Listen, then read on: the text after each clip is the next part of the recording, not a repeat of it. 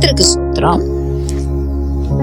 கர்த்தர் இந்த நாளை நமக்கு கொடுத்து, இந்த நாளை இந்த வசனம் மூலம் நம்மை ஆசீர்வதிக்கிறதுக்காக கர்த்தருக்கு நன்றி சொல்லி, சங்கீதம் 147 வசனம் 13, 14 வசனத்தை வாசித்து நாம் ஜெபிப்போம்.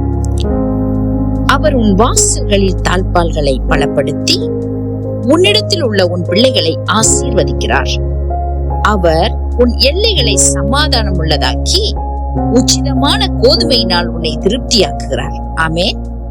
கர்த்தர் இந்த வசனத்தில் நமக்கு சொல்லுகிறார், அவர் நம்முடைய வாசல்களை பலப்படுத்துகிறார். வாசல்கள் சில வேளைகளில் பலவீனமாக இருக்கலாம். நம்மை சூழ உள்ள, நம் வீட்டை சுற்றியுள்ள இடங்கள், சுற்றியுள்ள பகுதிகள் பலவீனமாக இருக்கலாம். ஒருவேளை சத்துருவானுடைய அலக்களிப்பில், சத்துருவானுடைய கைகளில் கட்டப்பட்டிருக்கலாம். ஆனா கர்த்தர் நம்மோடு இருக்கும் பொழுதே அவர் நமது வாசலை பலப்படுத்துகிறார். பலப்படுத்தி எந்த விதமான தீமையான மனுஷனும் தீமையான காரியங்களும் நமக்கு வராதபடிக்கு, நம் எல்லைகளுக்கு வராதபடிக்கு கர்த்தர் பாதுகாக்கிறார். மாத்திரமல்ல, நம்மிடத்தில் உள்ள நம் பிள்ளைகளை, நமக்கு உண்டான எல்லாவற்றையும் கர்த்தர் ஆசீர்வதிக்கிறார். விசேடமாக நமது பிள்ளைகளை ஆசீர்வதிக்கிறேன் என்று சொல்கிறார். ஆமே. நமது பிள்ளைகளை யார் ஆசீர்வதிக்க கூடும்? எல்லா விதமான ஆசீர்வாதமும் ஒருவேளை அரைக்குறைவான ஆசீர்வாதமா இருக்கலாம். ஆனா கர்த்தர் நமது பிள்ளைகளை ஆசீர்வதித்தால் சம்பூர்ணமாக ஆசீர்வதிப்பார்.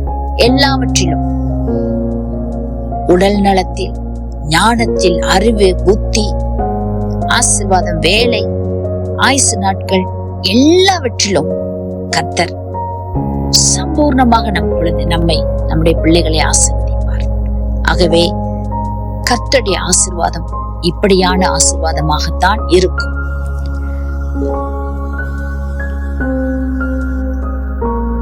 அவர் உன் எல்லைகளை சமாதானமாக்கி உச்சிதமான கோதுமையினால் நம்மை திருப்தியாக்க நமது எல்லைகளுக்கு சமாதானத்தை கொடுக்கிறார். நமது வீட்டுக்கு, நமது வீட்டை சுற்றி இருக்கிறவர்களுக்கு, நம் குடும்பத்தில் உள்ளவர்களுக்கு சமாதானத்தை யார் கொடுக்க முடியும்? அந்த கர்த்தர் மாத்திரம்தான் சமாதானத்தை கொடுக்க முடியும். நாம் கர்த்தரோடு இருக்கிற அந்த சமாதானம் நிலையான சமாதானம். எல்லா சமாதானமும் நிலையான சமாதானமாக இருக்கிறாது. ஒருவேளை ஒரு வீட்டுக்கு விருந்துக்கு போனா அந்த சமாதானம் ஒரு சில வினாடிகள், ஒரு சில மணித்தியாலத்தில் பறந்து போய்விடும். ஆனா எதையோ நோக்கி போய்கொண்டிருக்கிறது உலகம், மனிதர் கொடுக்கிற சமாதானத்தை. ஆனா இங்க கர்த்தர் சொல்கிறார், நமக்கு நமது எல்லைகளை சமாதானம் உள்ளதாக்கி உச்சிதமான கோதுமையினால் நம்மை திருப்தியாக்க வேண்டும் சொல்லி, நமது எல்லைகள் சமாதானமா இருக்க, நமது வீடு சமாதானமா இருக்க, நம் குடும்ப உறுப்பினர்கள் சமாதானமா இருக்க, நம் திருப்தியாக சாப்பிட்டு திருப்தியாக இருக்க கர்த்தர் நம்மை ஆசீர்வதிக்க வேண்டும். கர்த்தர் நமது கரத்தை பிடிக்க ஆசீர்வதிக்க வல்லவரா இருக்கிறார். சில வேளை எத்தனையோ பேர் என்னதோ எல்லாம் இழந்தவரா இருக்கிறாங்க. அதுக்கு காரணம் அவர்கள் பாவிகள் அல்ல. ஆனால் நமக்கு எல்லாம் இருக்கிறது, நாம் பரிசுத்தவான்கள் அல்ல.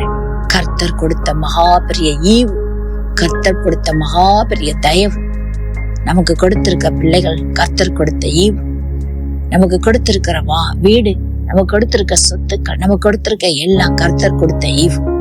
ஆகவே கர்த்தர் ஒவ்வொரு நாளும் நம்மை ஆசீர்வதித்து பலப்படுத்தி வருகிறார். நமது வீட்டையும், நமது வீட்டு எல்லைகளையும், நம் பிள்ளைகளையும், நமக்கு தேவையான எல்லாவற்றையும் கொடுத்து ஆசீர்வதிக்கிறார்.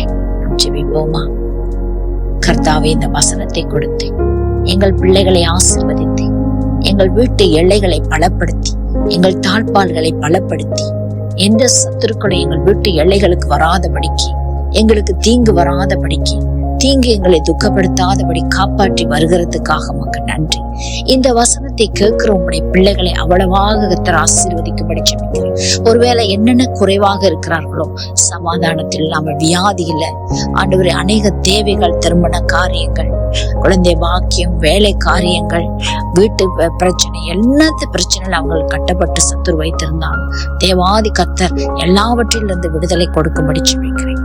இந்த ஜெபத்தை கேட்கிற, இந்த வசனத்தை கேட்கிற ஒவ்வொரு உடைய பிள்ளைகளையும் கர்த்தர் அவ்வளவாக நீங்க ஆசீர்வதிக்கும்படி ஜெபிக்கிறேன்.